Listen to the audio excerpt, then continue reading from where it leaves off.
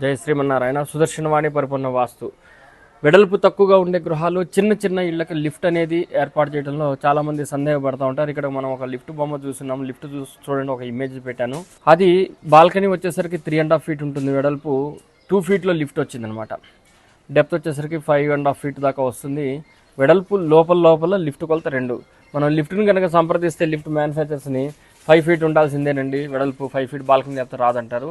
ఇక్కడ చూడండి, మనకు 3.5 feet బాల్కనీలో 2 into 5.5 feetలో లిఫ్ట్ వచ్చింది. వెడల్పు తక్కువలో హైదరాబాద్లో ఇటీవలనే గృహప్రవేశం అయింది. ఆ గృహప్రవేశం అయిన తర్వాత వ్రతానికి నేను అందుకోవడం జరిగింది ఆ రోజున.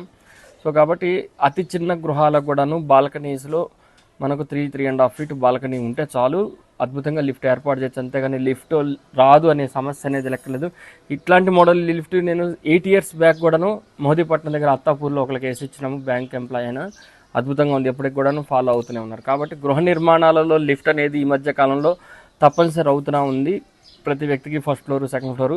కాబట్టి వెడల్పు తక్కువగా ఉందండి, లిఫ్ట్ రాదనే సమస్య లేదు, బ్రహ్మాండంగా వేసుకోవచ్చు. జై శ్రీమన్నారాయణ.